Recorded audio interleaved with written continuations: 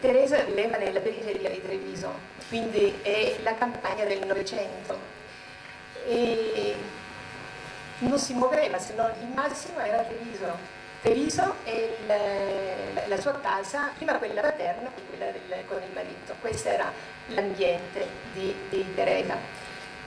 Però era serena. Lei viveva, come molte donne del Novecento, viveva per la famiglia, il marito e i figli. E poi questo con una lentezza dei riti, dei miti, che rendevano molto intensa effettivamente la vita che conduceva. Piano piano questo non succede. Il boom economico avrebbe dovuto portare il benessere per tutti. Poi abbiamo visto che non era proprio così, ma Teresa deve cambiare pian pianino l'ambiente intorno a lei, e vede anche, oltre all'ambiente fisico, anche le persone. Piano piano niente diventa più come prima, e lei è una donna semplice, ma se ne accorge e ne soffre. I fossati. Una volta la strada era costeggiata da due rive erbose che scendevano dolcemente nei fossi, costantemente ordinati perché curati dal marito nel tempo libero dal lavoro. Nell'acqua limpida dei fossati si vedevano le bolle delle fontanasse.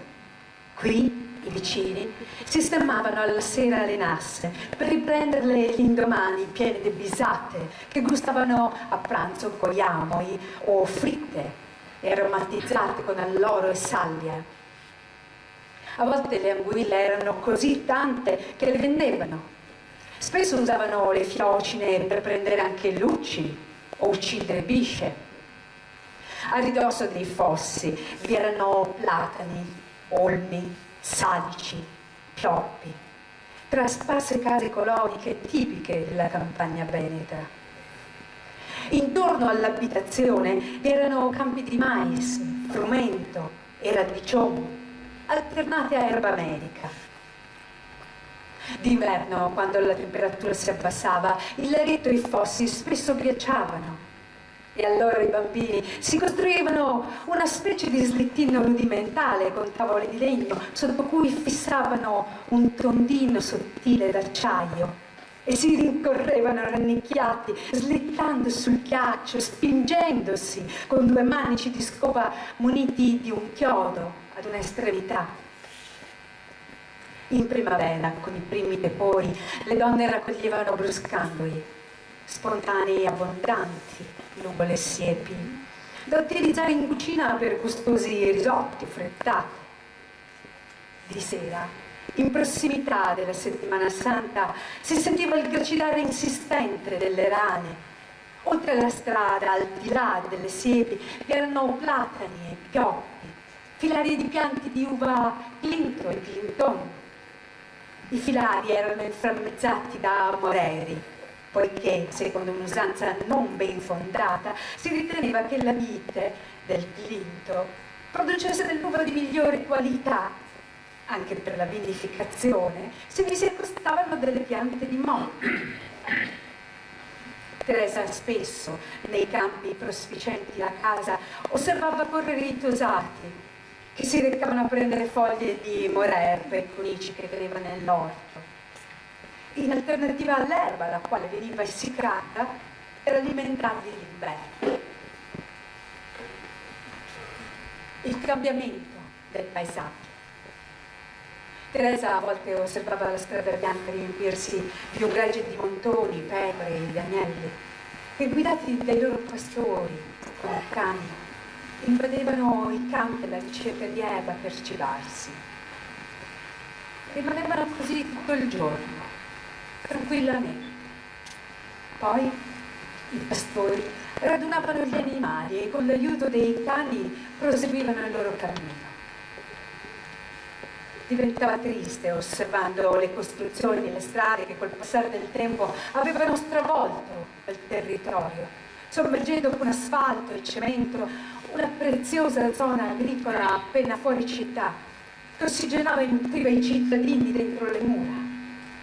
Ad un certo punto notò che le timide pecore erano scomparse dalla strada bianca e nessuno sembrava accorgersene. Neanche la perdita dello spettacolo primitivo della natura suscitava più qualche nostalgia. Ella si accorse invece che tutto era stato immolato al progresso e al dio denaro. La sua campagna, una volta inestimabile per la flora e la fauna, che la rendevano bucolica e ricca di risorse vitali, pian piano era stata circondata da una zona di servizi. Qui venivano organizzate fiere che proponevano di tutto, sempre inutilmente, vista la crisi avanzante nella vecchia economia consumistica.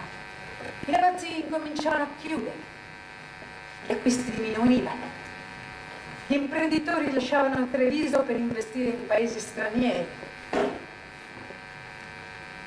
Osservava i cambiamenti che la casa stava subendo e andava con il ricordo a quando con il marito aveva scelto quella zona perché tranquilla e salutare per la famiglia. Scuoteva la testa guardando dalla finestra della cucina avanzare la nuova tangenziale vicino all'abitazione e non riconosceva più i campi, la natura, le dimore, le persone.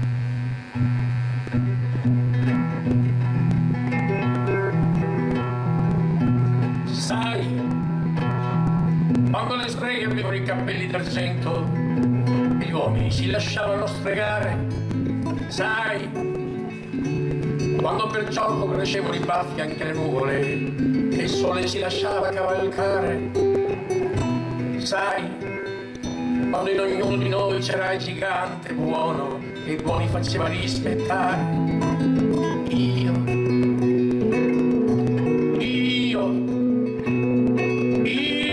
accarezzavo le nuvole e con le streghe mi giocavo la partita. Io conducevo il sole dove la notte non era ancora finita.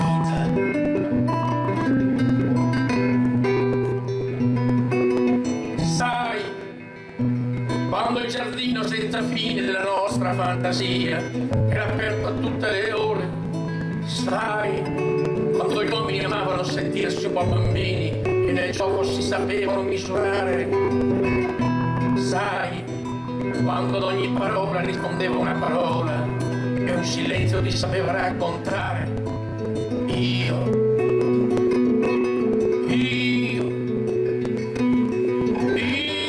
correvo come il vento, in quel giardino conoscevo ogni fiore, io ibriavo il tempo e a lui cantavo le mie canzoni d'amore.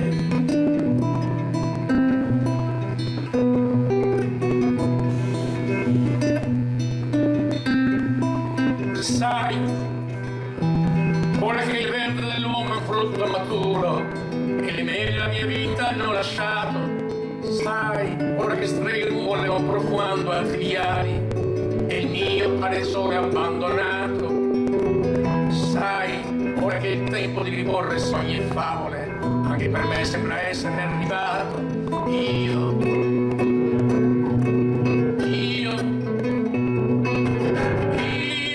cerco ancora il sole e lo porto a scaldare il mio giardino. Io chiamo streghe e nuvole e le invito a bere del mio vino.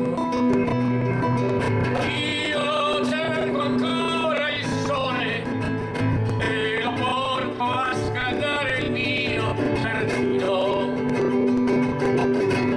Io chiamo streghe e nuvole e le invito